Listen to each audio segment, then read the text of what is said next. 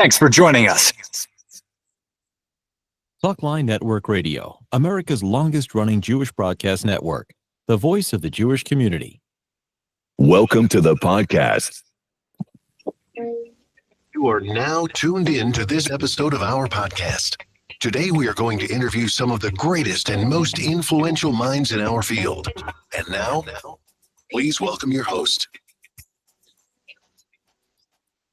You're listening to Talkline with Zev Brenner, America's premier Jewish broadcast on the air since 1981. And we're back. This year marks 100 years since YIVO was founded. And what does YIVO do? It preserves and documents the rich cultural heritage and history of Jewish life, especially of Eastern European Jewry. And it's one of the world's largest and most comprehensive archive dedicated to the study and preservation of East European Jewish civilization. And they collect so many different items, but they put some of it together for the 100-year anniversary. They picked 100 objects from the collections of YIVO Institute for Jewish Research. It's available right now. And joining us is Stefanie Halpern, Director of Collections at the YIVO Institute for Jewish Research. He's worked there since 2016. And welcome to the program. Thank you for joining us. Thanks for having me, Zev. Thank you. It's a gorgeous book, by the way. You have so many in your collection. It must have been hard to pick 100 out of what? Thousands? Hundreds of thousands? Millions. 24 million to be exact. 24 million. Wow. Yeah. So how did you pick 100 out of 24 million? It would take 100 years to do it.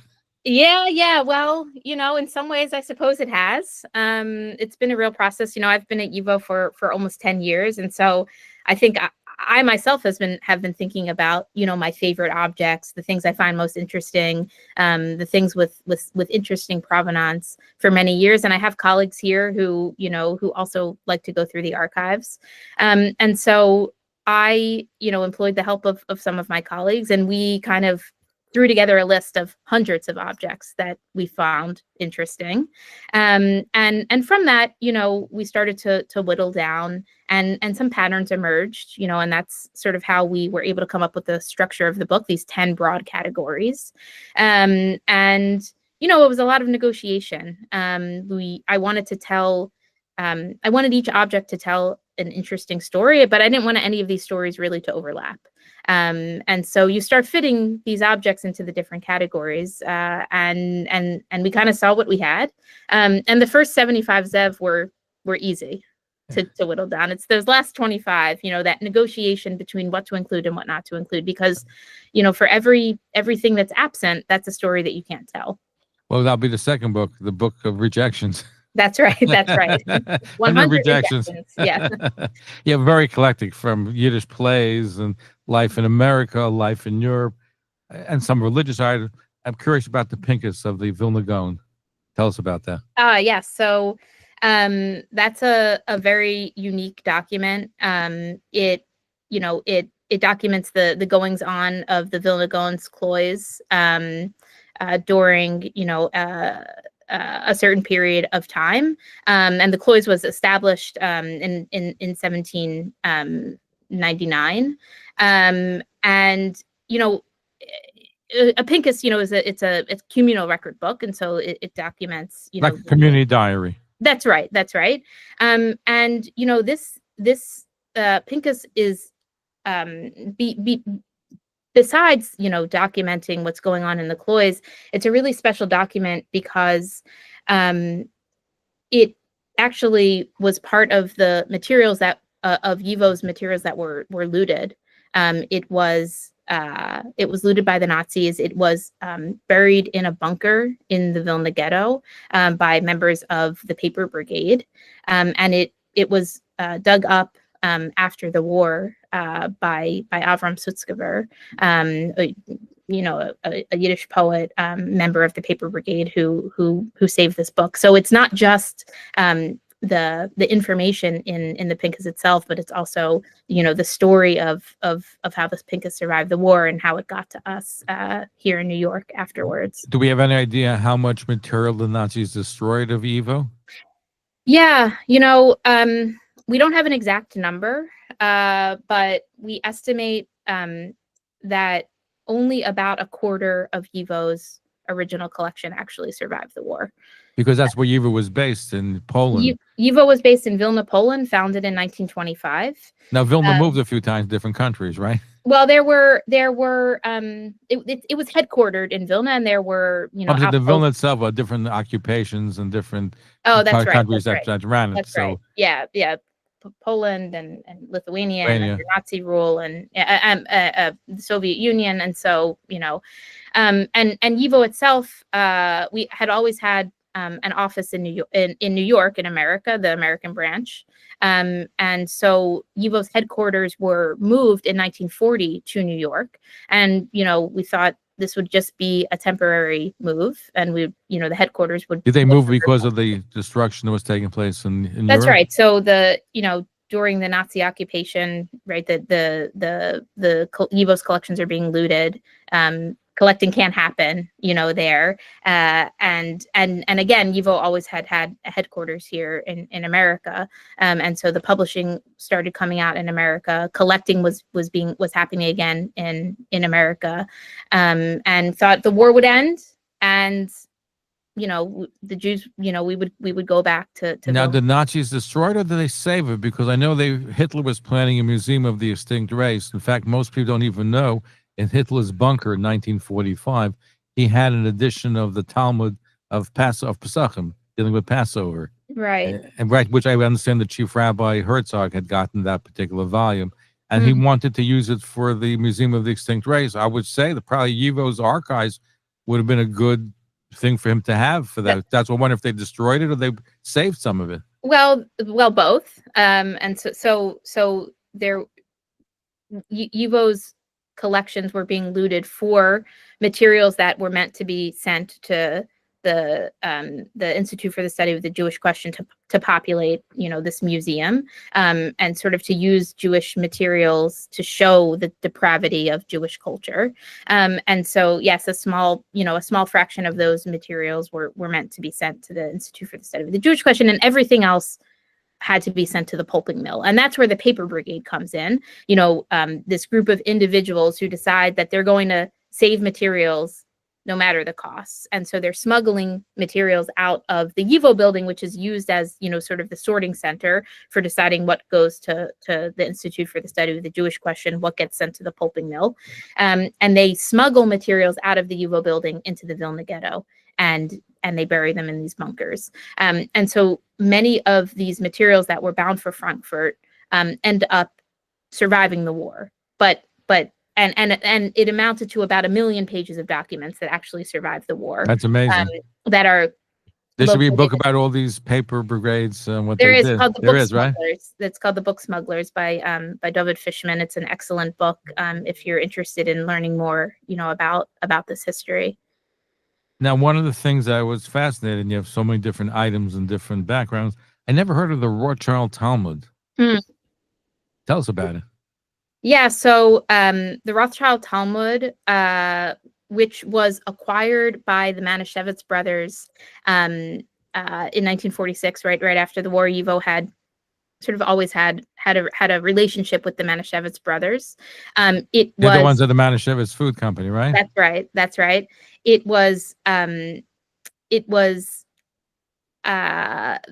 belonged to Amschel Rothschild, who was, the founder of the Rothschild dynasty. And he wrote it, probably sort of part of, training as a scribe, as a 12-year-old boy. And he wrote it in early 1721, I think. And it's this beautiful, very small, tractate, Bava Kama, handwritten in this ornate handwriting. And, it sort of gets passed down through the ages. And we have it here at YIVO. We've had it since 1946. Wow, that's amazing. And was it the full Talmud that was printed? It's just the Bava Kama. Bava Kama. Yeah. Interesting. Yeah. Never heard of the Rothschild and Manischewitz. I mean, they were the big name in kosher food. Manischewitz. You probably have that commercial somewhere in the sound archives, right? We do. That's right. Yeah. Now, tell us, you have very eclectic things in there. Tell us about the Roosevelt visa stamped by Sugihara. The Sugihara visa. Okay, so well, it's a Roosevelt visa, but it's stamped by Sugihara. Sugihara, you needed a visa to to be able to leave the country, and this actually came to us. It's a great story. It came to us from one of our archivists, and it was a visa that belonged to her father, Henoch Mendelssohn. And so Sugihara was the council. He part was of the council council, yeah, and he was in Kaunas. He was the for Japan, yeah. For Japan, right? And he was just simply signing visas for people to. And he was, I get out of the believe, country. beneficial. He was the main person that saved the Mirror Yeshiva that ended up right. going to Shanghai. That's right. Yeah, and it's estimated that he signed something between like 2,000 and 6,000 visas to help Jews, get out of the country. Unfortunately, he died in poverty, not recognized by the Japanese. They were not too happy with him, but he saved a lot of Jews, as you pointed out. Yeah, that's right. Yeah, and I think he was asked to resign, from the Foreign Service shortly after the war, potentially in part because of this. Our guest is Stefanie Halpern, Director of Collections at the YIVO Institute for Jewish Research. She's been there since 2016. But the book that they're promoting, which is a gorgeous coffee table book, it's called 100 Objects from the Collection of the YIVO Institute for Jewish Research. So many different things. You have the Declaration of Independence in Yiddish? Ah, yes. We do. That's that appears in the section on immigration. And it was printed in the early 1890s, and would have been sold for a relatively inexpensive amount of money, and Jewish immigrants need to pass the naturalization test, and so how better than to be able to access the Constitution and the Declaration in your own language. You have got Bench America in Yiddish too, I'm sure. Oh, sure. Probably have the sound archives. Yeah, that's right. I haven't heard the name Cam Bybrick in a long time. Oh. Yeah. So tell us about Cam Bybrick. I know you have the Golden Book as part of the collection. Yeah. So the Golden Book, it's this beautiful 2-volume book that kind of chronicles, different bunks and different children that attended Camp Bybrick, which was a summer camp that existed in the Catskills for about 50 years. And, it was a secular Jewish camp. It emphasized, Yiddish culture, Jewish song, affiliated with the Sholem Aleichem Folk Institute. And this book is just, the illustrations in it are just amazing. In addition to sort of the little notes about the campers and the bunks, it's beautiful artwork, and you can see a little bit of it, represented in 100 Objects. But we also have the full book digitized. Oh wow, it's very eclectic. The whole collection that you have. I'm looking at their Dybbuk. I think it was the classic Yiddish movie made with the latest technology in 1939 or 1940, the last Yiddish film he made in Europe. A wonderful film. And you have fragmentary manuscripts of their Dybbuk written by Ansky. Of Shinansky's, of his sort of original Yiddish manuscript. So the Dybbuk was, Ansky writes the Dybbuk first in Russian, and he translates it into Yiddish. And so the story goes that Yiddish manuscript was destroyed in a fire. And luckily the Hebrew poem Chaim Nachman Bialik had translated Ansky's Yiddish into Hebrew, and so it's retranslated. Ansky retranslates it back into Yiddish, and so those are the manuscript fragments that we have, and you can see there are Ansky's corrections.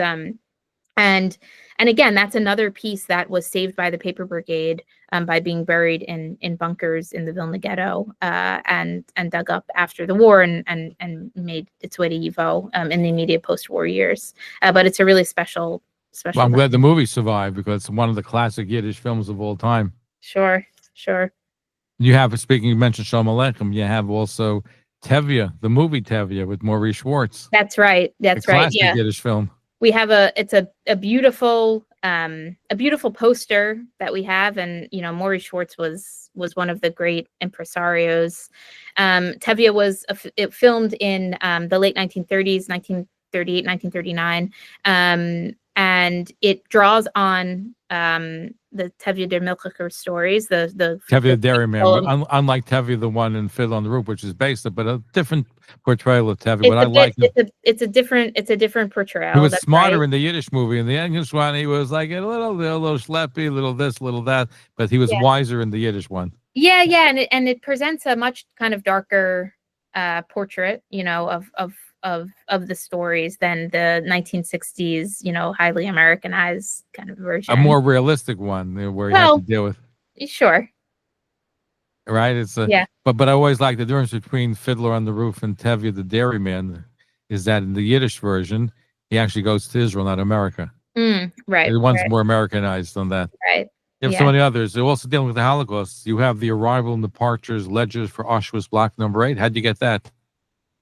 So that came to us in 1992, along with the archives of the Jewish labor, the full archives of the Jewish Labor Bund, the Bund archives. As to how the Bund archives acquired it, we don't know. A lot of materials were in the immediate, post-war years were being collected from camps and ghettos. But it the book itself contains over 5,000 names that sort of document name, nationality, date of arrival of prisoners who are coming into Auschwitz during a short period of time in 1943, you can see lines are crossed out. There are clear indications of when individuals were murdered. So before I get to your favorite ones, tell us about the swastika Gragger, which was made in the form of the Nazi symbol as part of the Gragger. Yeah.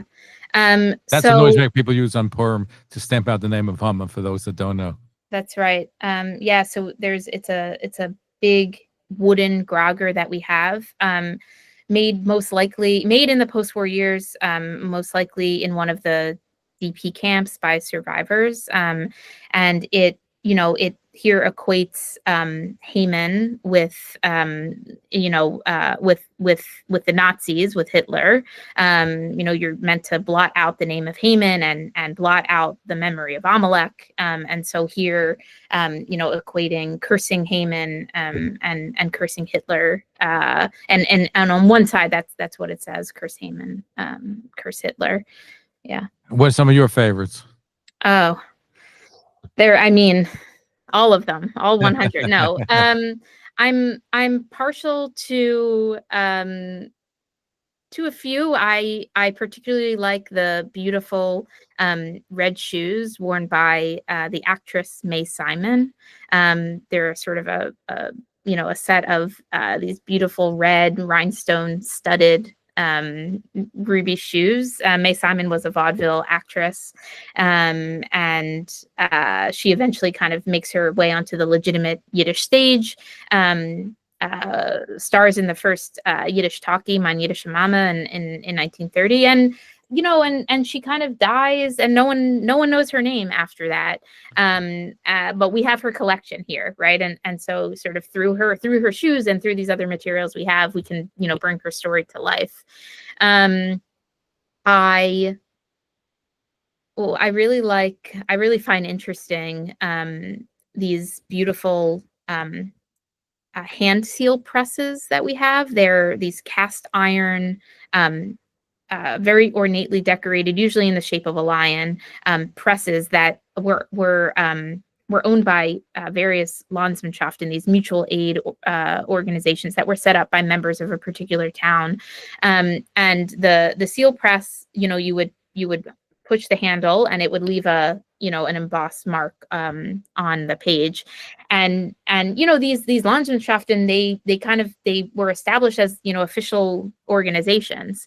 And so usually you think of an embosser as something that a government organization has, to make documents official. And so I just very much like the idea, that they had these ornate embossers, and they to sort of make their documents official. And every single one of them had one. YIVO has about 1,000 plus Landsmannschaften represented in collections, and we have enough space. Do you have enough space to carry everything in YIVO? If you have millions of items, we do. We have about 3/4 or 80% of our materials on site here and our headquarters on 16th Street, and the rest we have in a beautiful climate controlled warehouse. The materials we can't keep here on site, usually big institutions. Ever consider that they should be stored in Israel? No, it's YIVO. I mean, again, YIVO has always had an office here in America, and so that we're staying true to to our roots. But a lot of people who would appreciate YIVO are in Israel. You don't have a branch in YIVO in Israel yet. We don't. Just here. Yeah. So far. Yeah. Before I let you go, one of my favorite pictures in the book is the photo of the Cheder boys and the Melamed. It's just such a touching picture from Lublin, Poland, 1924. Yeah, the Kaczyzna photo.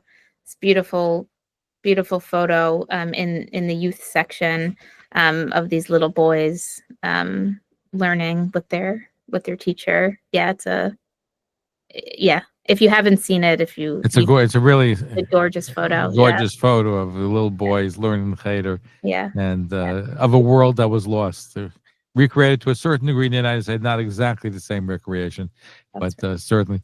So when's the companion volume coming out, Stefanie? Oh, I don't know. We did all of this work here in house, and I have to say that the book is so beautiful. The contributors, we have 57 contributors. They contributed all these wonderful essays, but the layout and the design of the book was done by our very, very talented graphic designer, Alex Brandwine, in-house. And Alex and I both, decided that we need a little break before the next one, but it's coming. And I'm waiting for the sound. I know we discussed so far the sound archive. We have a lot of Yiddish voice collections that will be coming out sometime in the near future, correct? Yeah, that's right. We'd like to highlight that. But in the meantime, YIVO has millions of pages that are digitized and available online, including recordings. And so if you want more of a taste of the collection, you can check it out.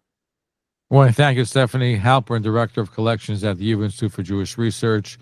And she's the editor of 100 objects from the collection of the YIVO Institute of Jewish Research, which is just published. Where can people get a hold of the book? People can purchase the book on our YIVO store online. I don't know. Online. Could they buy it on Amazon too, or just at the YIVO store? YIVO store. Yeah. Anyway, may I recommend the book? It's a fantastic book. Thank you for sharing with us. Look forward to having you back again. Yes, thank you, Zev. Thank you for tuning in to Talkline with Zev Brenner, America's premier Jewish broadcast, the pulse beat of the Jewish community.